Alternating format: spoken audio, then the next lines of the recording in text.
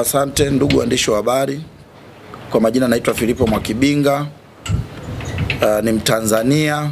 Nimewaita leo hapa ili tuweze kuzungumza baadhi ya mambo ambayo yapo kwenye jamii yetu, na hatutoacha kuzungumza mpaka pale ambapo tutaona jamii imeelewa.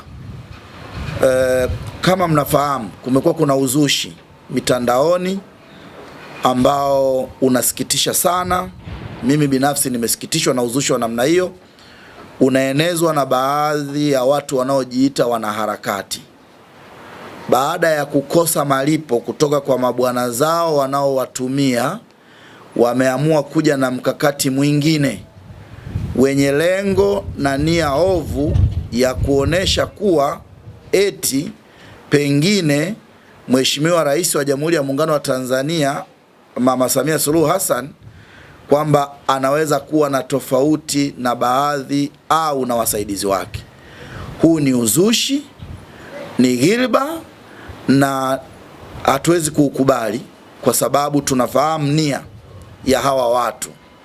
Na mmeona kwenye mitandao huko kuna mtu anajiita Sativa, Maria Sarungi, wameendelea kupambana kuhakikisha kwamba ajenda yao hii wanaisukuma. Sasa tunaamini kwamba uzushi huu hawezi kuwa na nafasi katika jamii yetu. Tutaupiga vita kwa kadri ambavyo wanaendelea kuusambaza. Wanafanya hii kwa sababu nia yao ni kupata malipo. Baada ya kukosa malipo kwa muda mrefu kutoka kwa hawa niliosema mabwana zao, sasa wameona kwamba wanaweza wakaja na mradi mwingine ambao ni kama mradi bubu. Walishajinasibu kwamba wao wanataka kupambana na serikali. Wapambane na hali yao.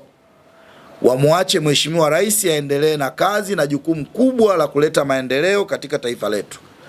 Tuendelee kuungana ndugu zangu, kuhakikisha kwamba tunapiga vita kwa nguvu zetu zote kama Watanzania wazalendo, ili wasirudie tena kutuingiza katika migogoro ambayo imekuwa haina tija katika taifa letu.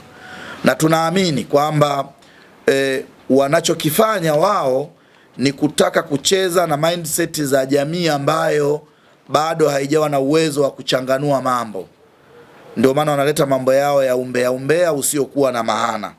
Hivyo naomba habari hizi zifike mahala popote katika taifa letu ili washindwe tena kupenyeza hii ajenda mufilis ambayo haiwezi kutugawa, na wasifikiri kuendelea kumshambulia Mheshimiwa Rais labda ni kuendelea kutuumiza Watanzania. Ni kitu ambacho hatutokubali, na tunaamini kabisa kwamba hawawezi kupambana kwa sababu tayari hali zao ni mbaya.